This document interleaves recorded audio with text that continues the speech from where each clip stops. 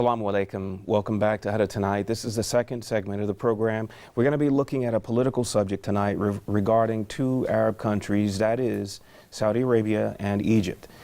We are talking tonight joined by Professor Emaad.muhanna, a political science professor and also of strategic studies. Assalamu alaikum, Professor. Welcome. Welcome. Thanks to you, and we're quite happy to hear that King Salman is going to be here in Egypt very soon. So, he's coming tomorrow, is that right? That's right, yes. Is this the first time since he's been? That's right, he's been in office, and I think there's a number of issues that we're going to be touching on tonight, so I'm sure it will be interesting. Wow. Yeah. Are you going to have be in place to see him arrive? Or you well, we'll try. We'll definitely try. But the most important is we see more cooperation on the economic side and also on the national security, the Arab national security side, and also have a unity in terms of points of view, because sometimes these can drive quite a lot the nation to the better. Let's go back in history to the formation of these two countries in modern times. I think this takes us back to the, what is it, the 1920s or 30s or so? That's right. The Ottoman Empire basically was totally broken or divided that time officially, and in 1923, and then from there the predecessors remained in Egypt, King Fuad and Farouk in Egypt as the end of the empire, and then with the 1952 revolution basically that ended the Ottoman Empire rule in Egypt completely. During that time there was some movements in Saudi Arabia, but the actual relationship goes way thousands of years. Okay. We must say that, because if we go back to Prophet Abraham, Prophet Abraham basically lived here in Egypt in an area called Ain Shams or Heliopolis. It's that's what it's called. It's called Ain Shams. And his first wife, Sarah, basically wasn't, didn't give him kids, so he got married to Hajar, and that's an Egyptian woman. So Prophet Ibrahim married to an Egyptian woman, and she's the mother of Ismail. So Ismail is actually half Egyptian, Prophet Ibrahim's son. And they always say that the Copts or the ancient Egyptians are the uncles of the Arabs twice. The first one was Prophet Ibrahim when he got married to an Egyptian named Hagar, and he got his son Ismail, and Ismail became the father of the Arab. And the second time, Prophet Muhammad got married to Maria, who was a gift from Muqawqis, the ruler of Egypt at the time of the Prophet, and he gifted Maria as basically a slave to him, and he married Maria and got his son Ibrahim. So that's how the relationship goes way back thousands of years. I just want to ask a clarifying question. In the Torah or the Old Testament, the Jews describe Ibrahim as the father of the Jews. No, he's the father of both, the Jews and the Arabs. Jacob's is the father of Jews, but Ismail is the father of the Arabs. That's why they call the Arabs and the Jews are cousins. That's where it comes from. Abraham basically came from an area in Iraq. That's where it started, and then he came to Egypt. He lived in Egypt a few years, and then when he was instructed by God to go to Mecca and start a life there, and we know from there Safa, Marwa, and all that walk, and the delivery of Ismail. So Ismail's mother is Egyptian. And he has a very special place next to the Kaaba, is that right? That's right. That's where Safa and Marwa is, where the and Zamzam, basically, the well. What we're trying to say is that the relationship goes all the way back. It's a blood ethnicity ties between Egypt and Saudi Arabia. And let me tell you that Muhanna is a Saudi tribe. It's not an Egyptian tribe. So my name is actually, I'm from a Saudi tribe in Hijaz area, and that part of the family, Muhanna, migrated to Egypt during the Crusade. when Salah ad-Din basically formed the army from the different Arab countries and started to fight Richard the Lion's Heart, a lot of Saudis migrated from Saudi Arabia to Egypt. To help fight to fight the Crusades. The Crusades. So Muhanna is one of the families that came. Part of it is still in Saudi Arabia, and part is in Egypt, and some of them actually spread around, across the Middle East. So the relationship goes all the way back.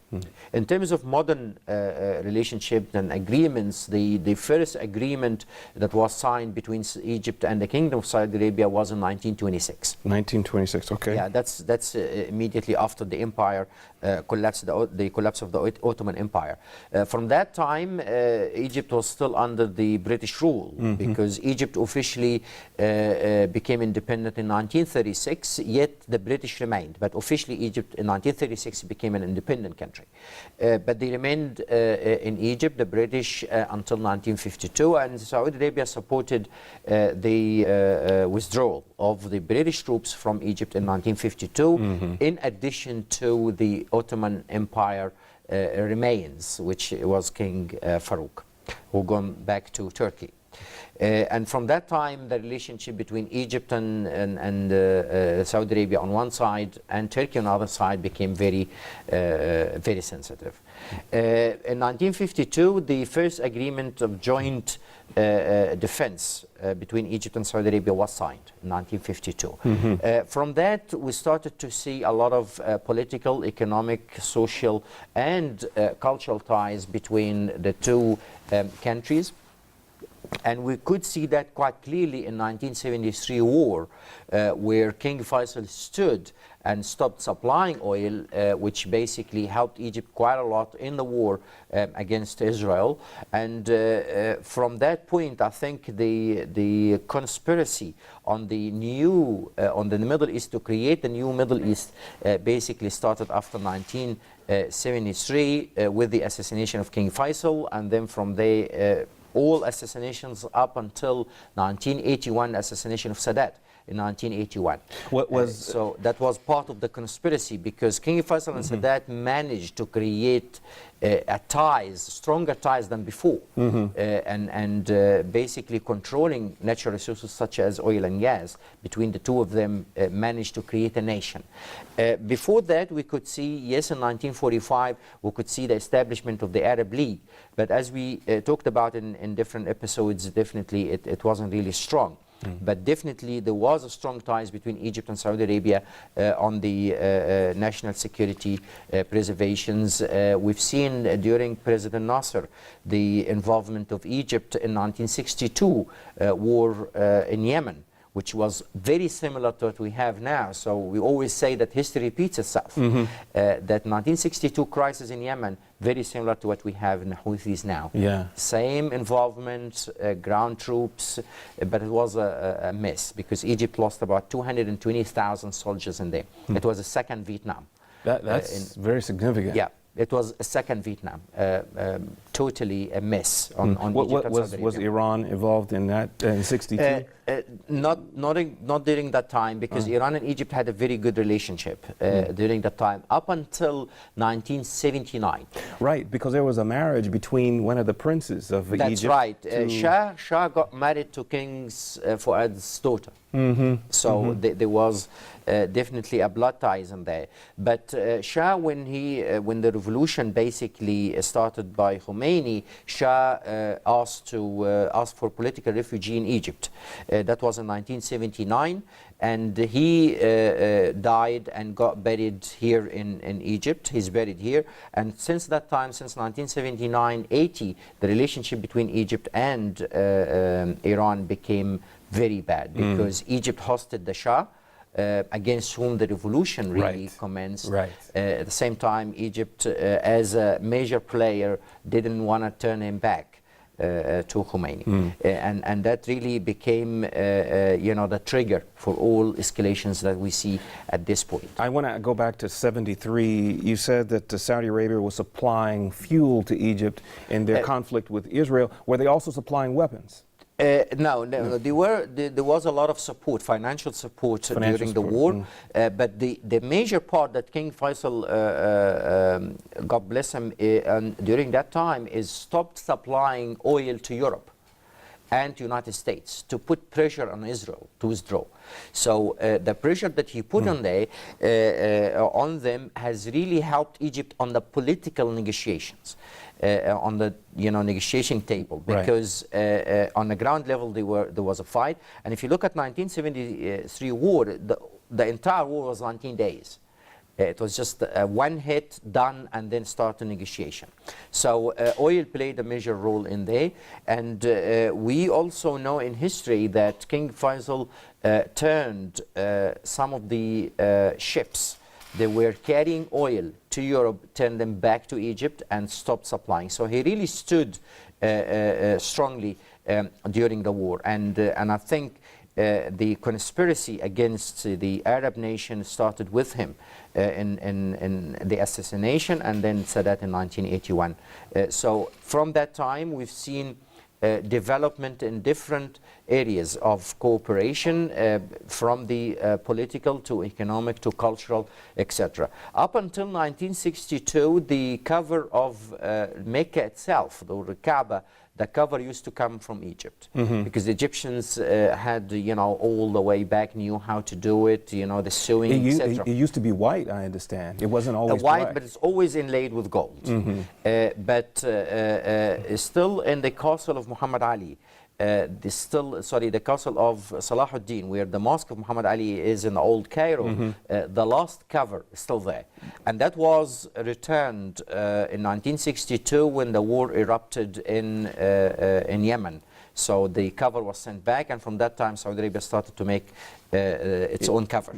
But up until 1961, the cover used to come from Egypt. So we've seen a lot of ties. At this point, I think Saudi Arabia has played a major role, not just in the 70s, during the 80s, 90s, and the last 15, 20 years on the economic side. We talk probably about 3,229 companies investing in Egypt, over $9 billion. The Saudi companies. Saudi companies, over $9 billion basically at this point. In total, they reached about 118 billion Egyptian pounds at some point. After the revolution and the rule of the Muslim Brotherhood, a lot of these investments exited Egypt, and some of these investments turned to other activities like properties, for example. So it wasn't really focused on production. So there was a major shift in the actual investment, wasn't in the production cycle, which really hammered the Egyptian economy, because property in the end is not a production. So, and that's understandable because of the security of these monies. We're talking about the Muslim Brotherhood over a year, and before that a chaos for about 2.5 years. So at this point, I think the Saudi investment totaling about 6 billion at this point, carrying out a lot of activities in the production sphere. In return, Egyptian companies have a lot of investment in Saudi Arabia when it comes to services particularly.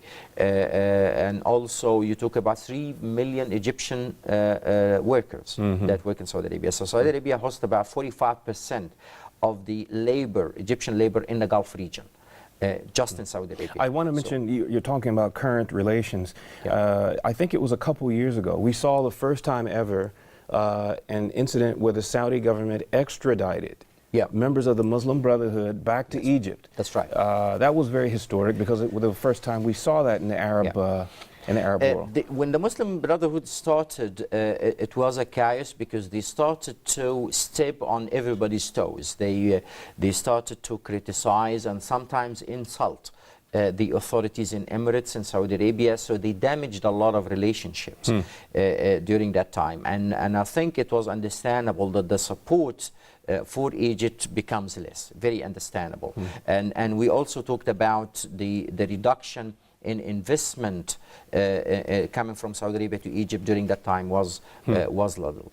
At this point, President Sisi is trying to renew that relationship.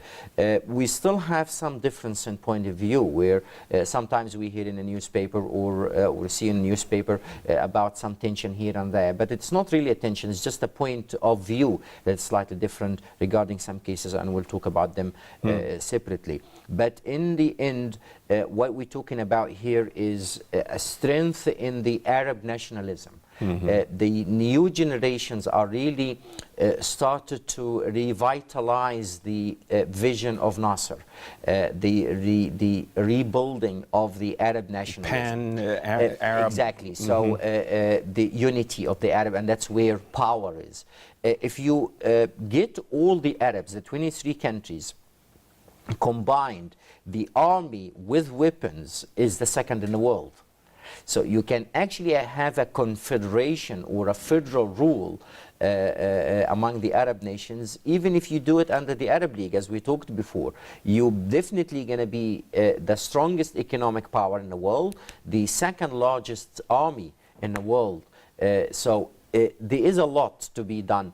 But I think here the focus is on Saudi Arabia and Egypt, the two sides to the relationship of the Arab nation overall, and not just the Arab nation, but you're talking about 1.5 billion Muslims worldwide. Is it fair to say that Saudi Arabia and Egypt are two, among the Arab nations, are two of the most important, and if so, why? They are the most important in terms of population and in terms of the credibility and strength as an image, as a importance to the Arab nation and to the Muslim world. If you look at Islam, for example, you've got Mecca, you've got Medina, and you've got Al-Azhar. So you've got the ritual side and you've got the scientific side. So Al-Azhar always the minaret of Islam worldwide.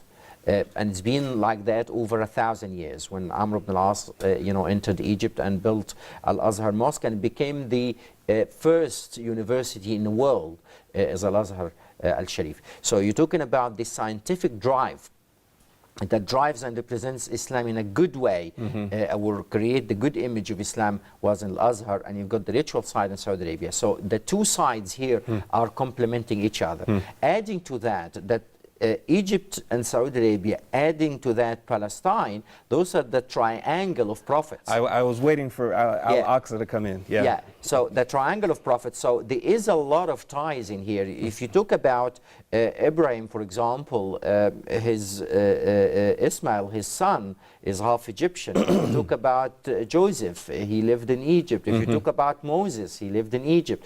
If you talk about Prophet Muhammad and the other prophets were in different areas of the Arab Peninsula. Came exactly. For a while. Jesus was here in Egypt as well, and he was born in Palestine. So that's a triangle. So these countries, these three countries, and on top of that, you get Palestine, unfortunately occupied, but those are the three angles of Islam, if you like, and falls under that the Arab nationalism. So at this point, we've got one angle broken, which is the occupation of beloved Palestine. So you've got the two sides, and always the Arabs and the Muslims are always attaching themselves to these two. So if these two collapse, the entire Arab world and the Muslim nation is totally gone. It's totally lost. And therefore you always find conspiracies around damaging, and the new Middle East, for example, is always revolving around the Red Sea, because there's one side Saudi Arabia and the other side is Egypt. And that's where the Arabs and Muslims should be very careful when it comes to these two. And therefore, I think there's always, it's a God's gift. There's always that wisdom of leaders that try to resolve issues before they escalate. Can we look at more areas of cooperation? You've touched a lot on the political and the economic. What about some other areas? We've got on the cultural side, there is a lot of cooperation, education. As we said, we've got about 3 million workers in Saudi Arabia, ranging from sweepers to professors in different areas. You've got certain areas or certain fields that are almost 90% Egyptian workers in certain fields, like in trade and management. In education, definitely over 85% Egyptians. So the fact here is there is a lot of interdependence, if you like. Okay. Egypt is regarded one of the highest nations in exporting labor. So you're talking about an excess of about 7 million Egyptians. 3 of them are in Saudi Arabia. Iraq, before the second Iraq war, even during the Iraqi-Irani war, there were 6 million Egyptians in Iraq. So you're talking about a large number of labor that basically provides that supply. So you get that kind of a marriage or a ties between the labor force and the capital, which are the two sides that you need, plus land to build economies. Land, labor, and capital. And this is where it is an advantage to the Arab nation that some of the countries have the labor, some have the land, and some have the capital. And this is where, you know, the cooperation can be quite easy, but it needs a political will. Can you talk about security? I mean, we in recent times have talked about this Islamic military coalition led by Saudi Arabia and Egypt. Right. Can we say that? Definitely, if you, let's go back a little bit, because the cooperation military or the national security protection and the you know, the defense agreement started in 1955. From that, you see the war in 1956, the nationalization of the Suez Canal. There was a Saudi support, and from there we started to see a cooperation also in liberation in a lot of other countries, like in 1958, Algeria, for example. In 62, that's where some damage happened in the relationship because of Yemen. In 1962, Yemen was the main problem that created some sort of a tension and aggression between Egypt and Saudi Arabia that was resolved afterwards. And then in 1967, we saw the Zionism attack on Sinai and Golan Heights in Syria. And this is where we found, again, cooperation started to get stronger. But because of the occupation of Sinai, there was some sort of isolation between Saudi Arabia and Egypt. That gap was created.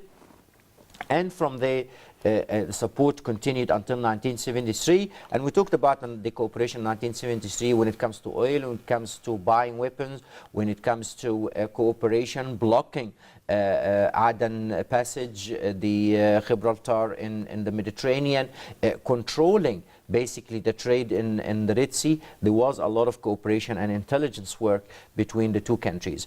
I think the national security protection and the agreement for self-protection and cooperation on defense came out quite clear in the second Gulf War in 1990. Where Egypt had to basically adhere to the agreement.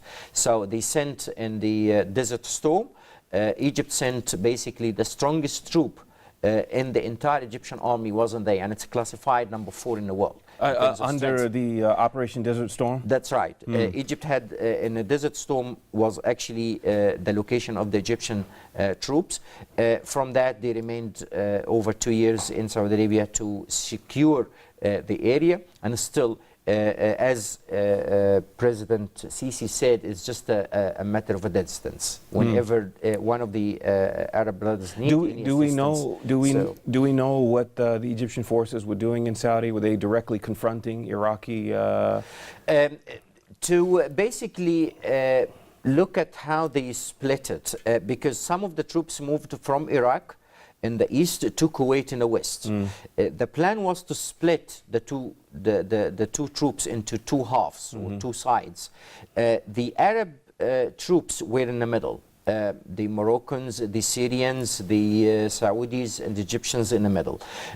Americans, all they do and all they can do is just attack by air force. That's all they can do, and eat chocolate.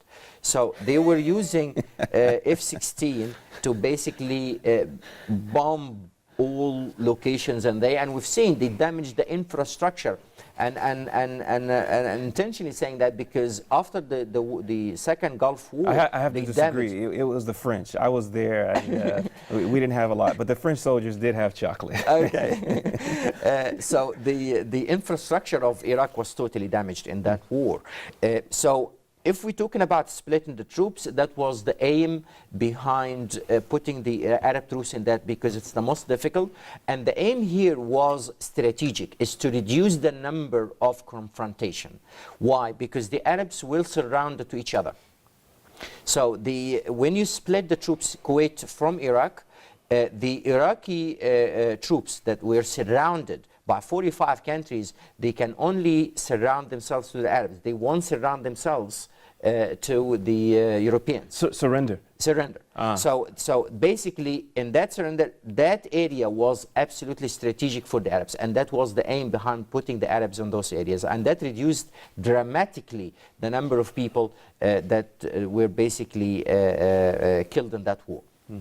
The aim here in the end is to create that withdrawal. But again, part of the conspiracy that Saddam didn't listen, and he lost a large portion of his troops in there. From that time, I think the defense between, or joint defense between Egypt and Saudi Arabia became stronger. The threat became more. There was a significant, I guess we can say, a rift in the Arab League over Saddam's invasion of Kuwait.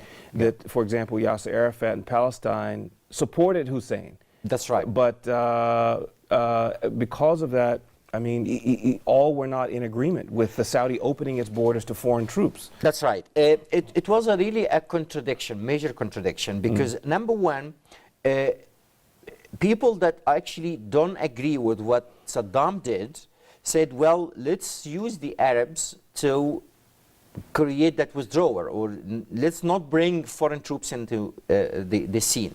That's number one. Number two, if you look at reality, you can't do that because you don't have actual strong armies to take them out. So you need the foreign troops. That was one of the problems. And the Saudis were also, as you said earlier, they were concerned. They were worried that because Iraq would the only army you have in there is the Egyptians. And if you get and it was good. I think it was wise of Mubarak to allow the foreign troops, for one thing, because the Egyptian army would have been totally gone into a direct confrontation with the Iraqis, and it became a hell of a war between the two armies, because they're almost the same level, and you're going to be losing a lot of people. And Saudi Arabia is in the middle. Just to clarify that, the devil that whispered into his ears basically was some people, politicians, whether the American ambassador or even King Hussein. And I'm sorry to say that, but he allowed Jordan. Yes, the king of Jordan. He basically supported Saddam Hussein to go in there. And let me tell you how the plan, because the plan was actually explained to Egypt. The plan was to create an Arab empire. And what Saddam basically was trying to convince Mubarak to do is that Iraq will take the northern part, taking Saudi Arabia, Emirates, and all the Gulf states, and Egypt will meet him from the south and create an empire on the expense of the Gulf states. Very bold plan, yeah. Exactly. So King Hussein supported that. Yasser Arafat supported that because it basically creates a world war in there. So in the middle, he can take part of Palestine at least.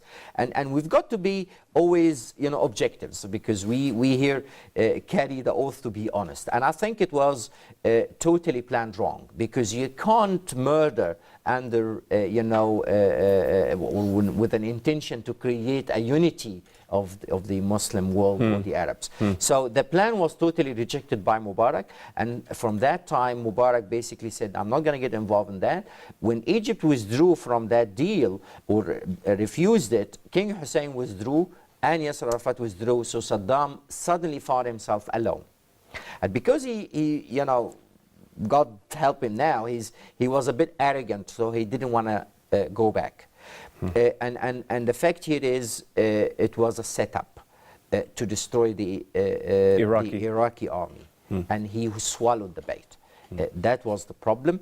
And So from that time, this feeds into the new Middle East. New Middle East, absolutely. It was this whole plan. But the problem is, and we've probably talked about that, is that we need cultured nations. We need people that understand how the world works. And remember, we talked about the Russian movements in the Middle East, and we always say, well, Russians are our friends now. Nobody's your friend. It's all about mutual benefits. Russia will sell you when you don't have something that they can benefit from. We've got to understand that. So the fact here is Saddam went into Kuwait, suddenly found himself alone.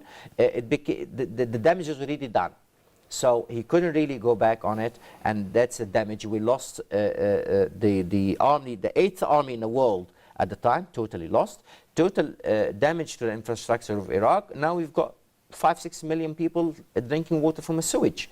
You've got now a nation that is displaced. Same thing that happened in Libya.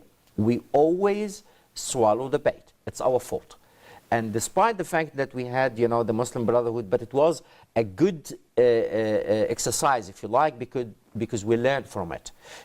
What we have at this point, and here we will see this some sort of or kind of a tension between Saudi Arabian point of view and Egyptian point of view around Syria.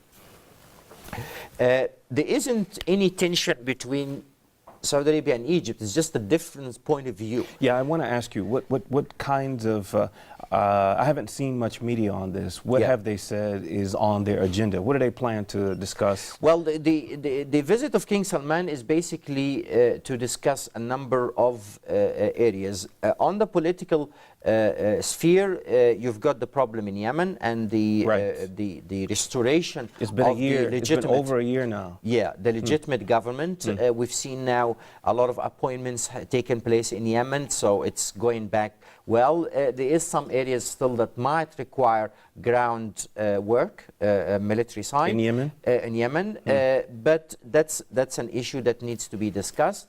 The second issue is the threat of Iran and involvement in threatening the Arab national security. That's the second issue. The third issue, the situation in Libya, because terrorism in Libya and the expansion of Daesh in Libya basically threatens Egypt, and if it reaches Egypt, it's already in Saudi Arabia. So you always get that in mind. The fourth and the most important factor is the Syrian crisis. At this point, the war in Syria is creating a lot of displacements. You're probably talking about 3.5 million now fled to Europe. Egypt, I think, has got over 250,000.